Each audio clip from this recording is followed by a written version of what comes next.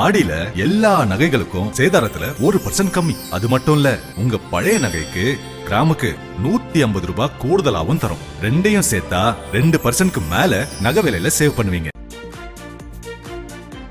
தமிழ்நாடு சட்டமன்றத்தில் முதல்வர் விஜய் முன்மொழிந்த தொகுதி மறுவரையறைக்கு எதிரான தீர்மானம் நிறைவேற்றப்பட்டது. அதன்படி 2011 மக்கள் தொகை அடிப்படையில் தொகுதி மறுவரையறை கூடாது என்றும் மக்களவைத் தொகுதிகளின் எண்ணிக்கையை 543 850 உயர்த்தக்கூடாது எனவும் தீர்மானம் நிறைவேற்றப்பட்டது. முக்கியமாக 2029 தேர்தலிலேயே பெண்களுக்கு 33 விழுக்காடு இடஒதுக்கீடு வழங்க வேண்டும் எனவும் இந்த தீர்மானத்தில் மத்திய அரசுக்கு வலியுறுத்தப்பட்டுள்ளது. இத்தீர்மானத்துக்கு திமுக, காங்கிரஸ், விசிக, முஸ்லிம் லீக், இடதுசாரிகள், பாஜக, மமக ஆகிய கட்சிகள் ஆதரவு தெரிவித்தன. அதிமுக மகளிர் இடஒதுக்கீடு தொடர்பான தீர்மானத்துக்கு மட்டும் ஆதரவு தெரிவித்தது. பாமக, பாஜக கட்சிகள் இந்த தீர்மானத்துக்கு எதிர்ப்பு தெரிவித்த நிலையில் தேமுதிக தனது நிலைப்பாடு குறித்து கருத்து கூறவில்லை.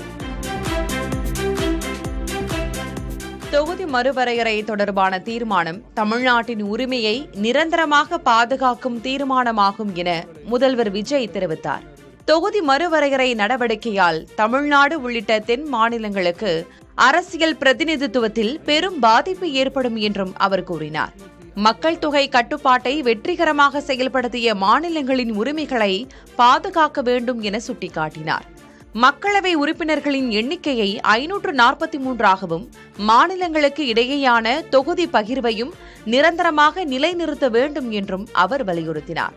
மேலும் மகளிருக்கான 33 விழுக்காடு இடஒதுக்கீட்டை மக்கள் தொகை கணக்கெடுப்புடன் இணைத்து தாமதப்படுத்தாமல் இருக்கும் தொகுதிகளின் அடிப்படையிலேயே 2029 மக்களவைத் தேர்தலில் நடைமுறைப்படுத்த வேண்டும் என்றும் முதல்வர் விஜய் தீர்மானம் கொண்டு வந்தார்.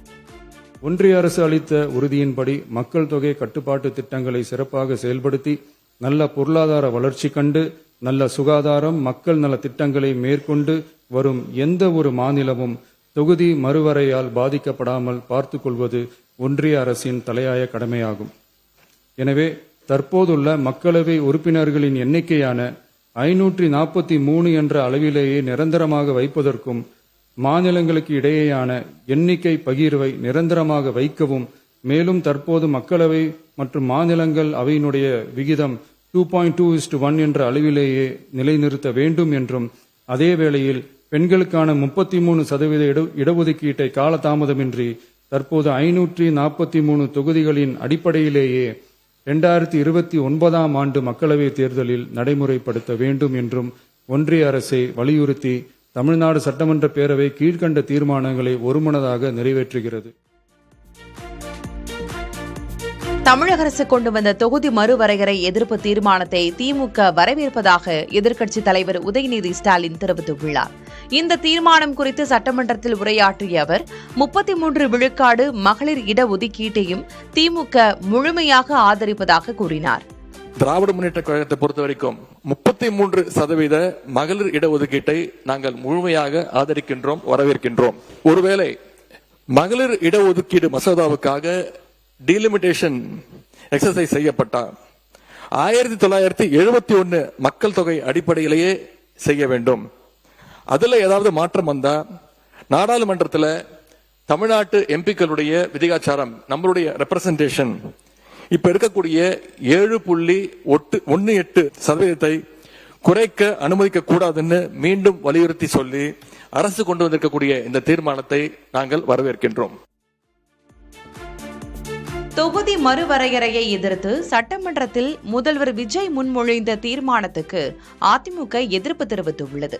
இதுகுறித்து சட்டமன்றத்தில் உரையாற்றிய அக்கட்சியின் பொதுச் செயலர் எடப்பாடி கே பழனிசாமி, பெண்களுக்கு 33 விழுக்காடு இடஒதுக்கீடு வழங்க வேண்டும் என்ற ஒரு தீர்மானத்தை மட்டும் அதிமுக ஆதரிப்பதாக கூறினார்.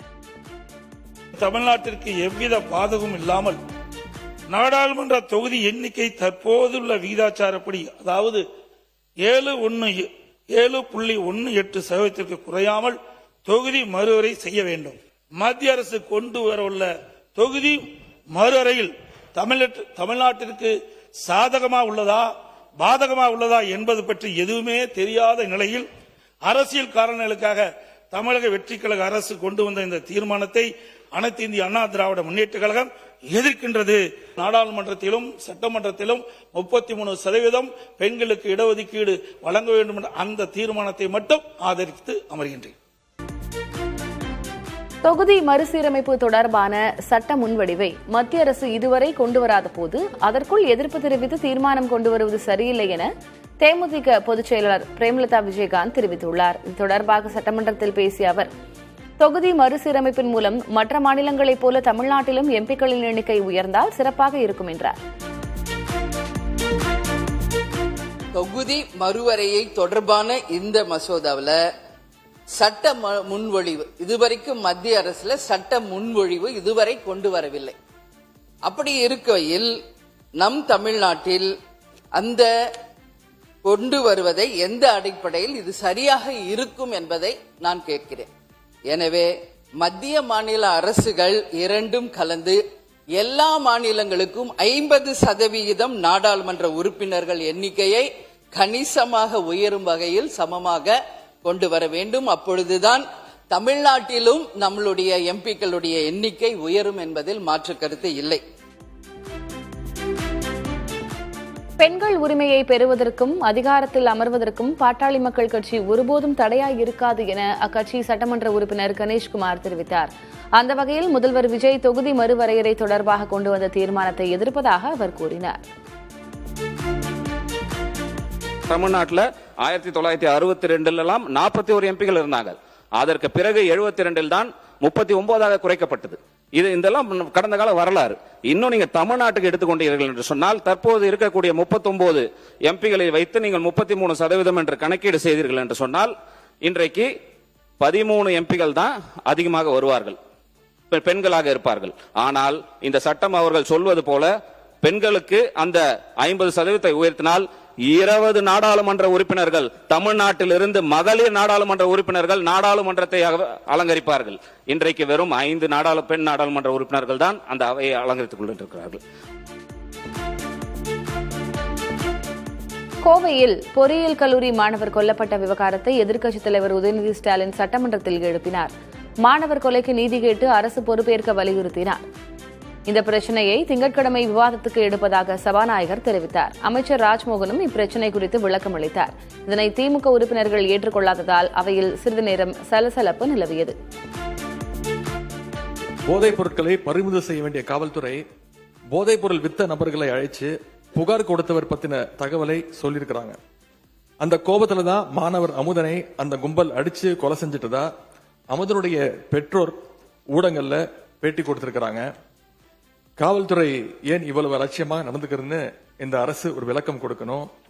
இனியும் இது மாதிரி சம்பவங்கள் நடக்காம இந்த அரசு பார்த்துக் கொள்ள வேண்டும். மாணவர் அமுதனுடைய கொலைக்கு கண்டிப்பாக நீதி கிடைக்க வேண்டும்.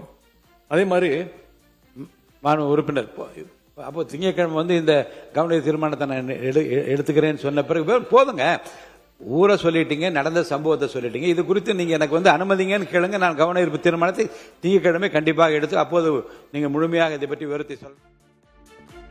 ஆடி மாதத்தில் வாங்கும் தங்கம் மகாலட்சுமியின் அருளை வீட்டிற்கு வரவேற்கும் மங்களத்தின் அடையாளம். இந்த ஆடியை லலிதா ஜுவல்லரியின் பொன்னான ஆடி ஆஃபரோடு கொண்டாடுங்கள்.